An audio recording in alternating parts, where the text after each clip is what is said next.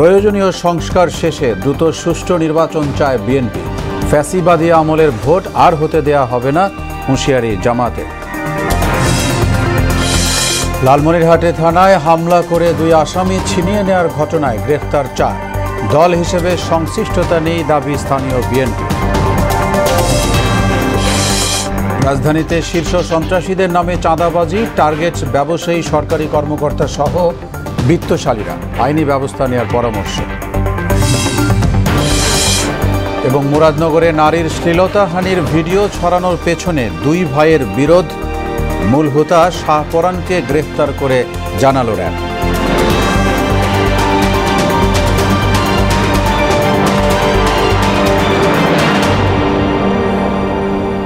আসসালামু আলাইকুম। আমন্ত্রণ মোহনা সংবাদে। এতক্ষণ শুনছিলেন শিরোনাম, সঙ্গে আছি মোহাম্মদ ওয়ালিউল্লাহ। যাচ্ছি পুরো খবরে। প্রয়োজনীয় সংস্কার করে দ্রুত সুষ্ঠু নির্বাচন দিলেই বোঝা যাবে জনগণ কার পক্ষে, মন্তব্য করেছেন বিএনপির সিনিয়র যুগ্ম মহাসচিব রুহুল কবির রিজভী। দলের শৃঙ্খলা বজায় রাখতে কঠোর পদক্ষেপ নেওয়া হচ্ছে বলেও জানান তিনি।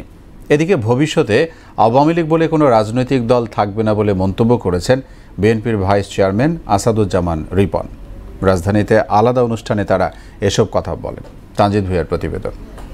শেখ হাসিনা গ্রহণ করার পরেও রাজধানীর নয়াপল্টনে দলের কেন্দ্রীয় কার্যালয়ে জরুরি সংবাদ সম্মেলনে কথা বলেন বিএনপির সিনিয়র যুগ্ম মহাসচিব রুহুল কবির রিজভী। বলেন, দুর্বৃত্তায়নের বিরুদ্ধে বিএনপি জিরো টলারেন্স নীতিতে চলবে। কেন তাদের মধ্যে সন্ত্রাসী আচরণ থাকবে? কেন তারা সাধারণ মানুষ তাদেরকে ভয় পাবে? বিএনপি এই ব্যাপারে একেবারেই আপোষহীন, একেবারে জিরো টলারেন্স। যারা গণতন্ত্রের নামে স্বৈরাচারী দৃষ্টিভঙ্গি চাপিয়ে দিতে চায়, জনগণ তাদের উদ্দেশ্য বুঝে ফেলেছে বলে মন্তব্য করেন রুহুল কবির রিজভী। সাধারণ মানুষ যাকেই ভোট দেবে তারাই নির্বাচিত হবে, কিন্তু আপনারা ফলাফলটা দেখবেন যে আমাদের যে পদক্ষেপগুলো, আমরা যে সাংগঠনিক ব্যবস্থাগুলোর কারণে জনগণ আমাদেরকে কিভাবে গ্রহণ করছে সেটা আপনারা তখনই দেখতে পাবেন। সংবিধান হচ্ছে একটি জাতির আত্মজীবনী। সংবিধান সংশোধনের মাধ্যমে ধারাবাহিকভাবে এর মধ্যে অনেক কিছু সংযোজিত হয়, অনেক কিছু বাদ যায়। এটা হচ্ছে গণতান্ত্রিক প্রক্রিয়ায় সাংবিধানের ধারাবাহিকতা। প্রয়োজনীয় সংস্কার করে যে অবাধ সুষ্ঠু নির্বাচনটা তাড়াতাড়ি দিন, তাহলে আপনারা বুঝতে পারবেন যে জনগণ কার পক্ষে আছে। এদিকে জাতীয় প্রেস ক্লাবের সামনে তৃণমূল নাগরিক আন্দোলন আয়োজিত প্রতীকী তারুণ্য সমাবেশে কথা বলেন বিএনপির ভাইস চেয়ারম্যান আসাদুজ্জামান রিপন। যারা অবৈধ নির্বাচনে সাহায্য করেছে তাদের জবাবদিহিতার আওতায় আনার পাশাপাশি চাকরি থেকে অপসারণের দাবি জানান বিএনপির এই নেতা। রাজনীতি যদি ভুল হয়, জনগণের বিরুদ্ধে যদি কোনো রাজনৈতিক দল অবস্থান নেয়, সেটা অটোমেটিক্যালি বিলুপ্ত হয়ে যায়। ইংরেজিতে যাকে বলে এক্সটিংশন।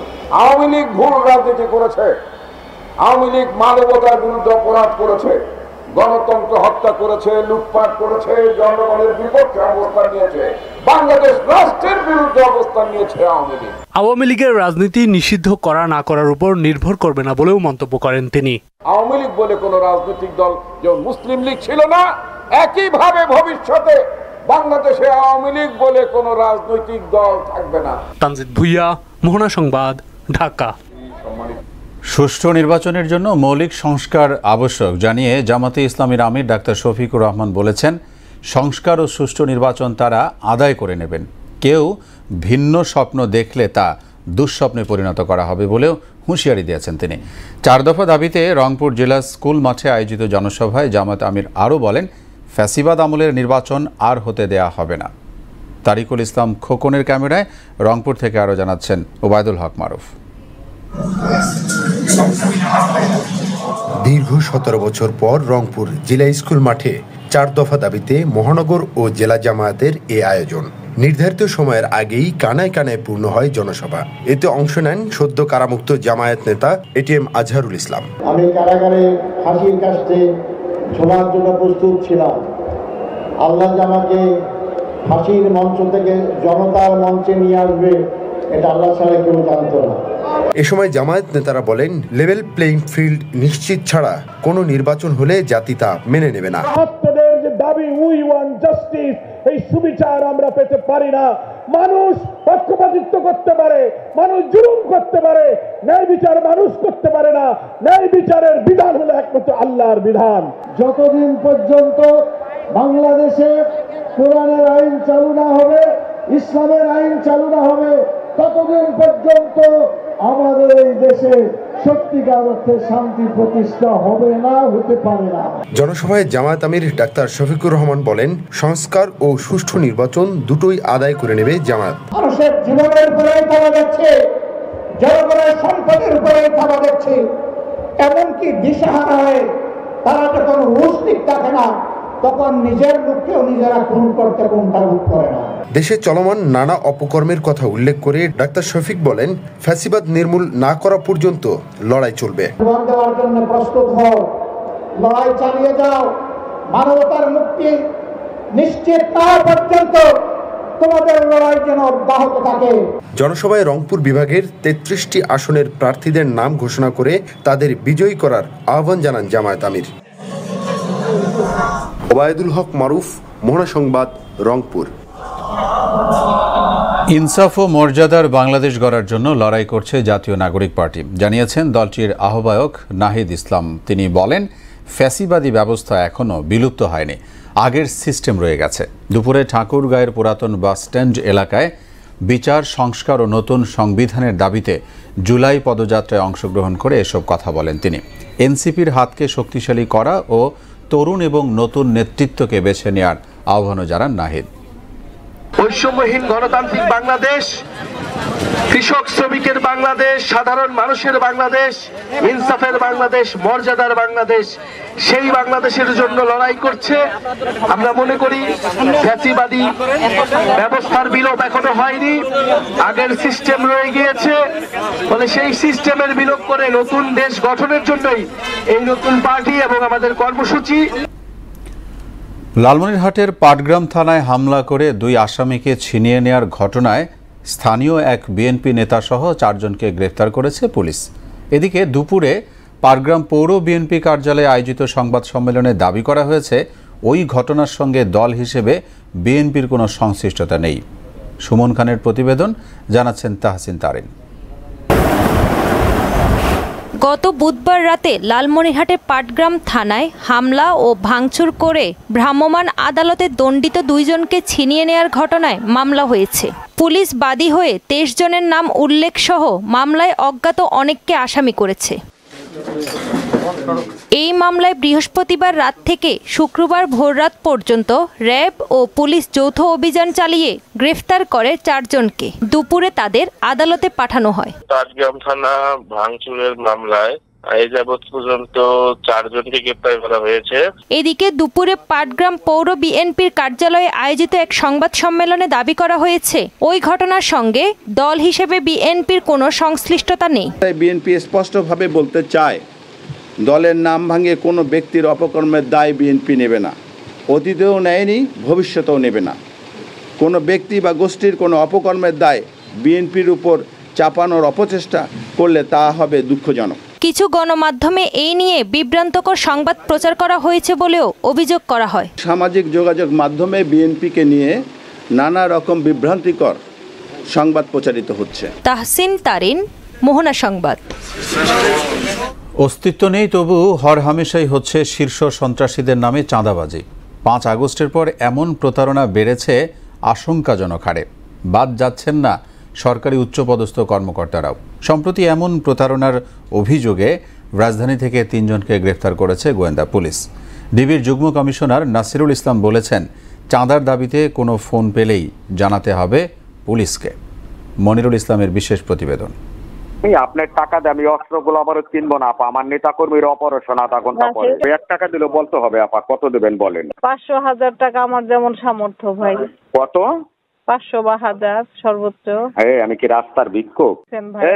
আর একটা সন্তান ধরে নিয়ে আস। শুনলে মনে হবে কণ্ঠটি শীর্ষ সন্ত্রাসী আরমানের। এভাবেই ভয়েস ক্লোন করে শীর্ষ সন্ত্রাসীদের নাম করে বিভিন্ন মানুষের সঙ্গে প্রতারণা করে আসছে একটি চক্র। কখনো দলের ছেলেদের সমস্যার কথা, কখনো আবার নিজের সমস্যার কথা বলে সমাজের বিভিন্ন শ্রেণীর মানুষের কাছে মোটা অঙ্কের চাঁদা দাবি করে আসছে চক্রটি। আমি আন্ডারওয়ার্ল্ডের শীর্ষ সন্ত্রাসীর গডফাদার আরমান, চাঞ্চল্যকার ডিবি হত্যা মার্ডার কেসের আসামি আরমান কথা বলছি। সম্প্রতি এক নারী উদ্যোক্তাকে ফোন করে শীর্ষ সন্ত্রাসী পরিচয়ে চাওয়া হয় চাঁদা, না দিলে প্রাণনাশের হুমকি দেওয়া হয়। পরে নিরাপত্তা চেয়ে জিডি করেন ওই নারী। মিরপুরের অনেক ছেলেপেলেদেরকে অনেক টাকার দরকার, আর্মস কেনা লাগবে এবং অস্ত্র কেনার জন্য, এবং অনেক মামলা খেয়ে আছে ছেলেপেলেরা, জেল হাজতে আছে, ওদের জামিনের পারপাসে আমাকে প্রত্যেককে হেল্প দিতে, চাঁদা বলতে পারেন। ঠিক আছে, আমি আপনাকে চাঁদার প্রসঙ্গে যাব না। কোন দলের লোক, আওয়ামী লীগ না বিএনপি?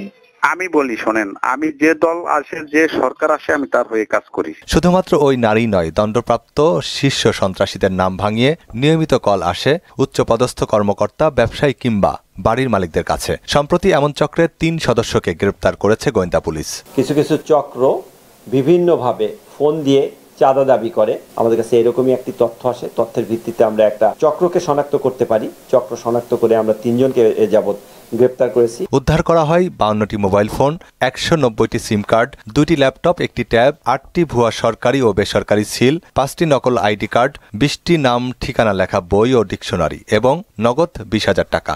190টার মতো আনরেজিস্টার্ড সিম পেয়েছি এবং 62টার মতো আমরা মোবাইল পেয়েছি। কোন ডেটে কার কাছ থেকে কোন মাধ্যমে কত টাকা পেল এটারও একটা হিসাব, সেটারও একটা রেজিস্টার বই আমরা তাদের কাছ থেকে উদ্ধার করেছি। পারতপক্ষে এরা কোনো সন্ত্রাসী নয়, এরা প্রতারক। ধর্নাঢ্য মানুষের মোবাইল নম্বর সংগ্রহ করা হয় ঢাকা ক্লাব, গুলশান ক্লাব, বিভিন্ন জেলা সমিতি কিংবা ফোরামের ফোন ডিরেক্টরি থেকে।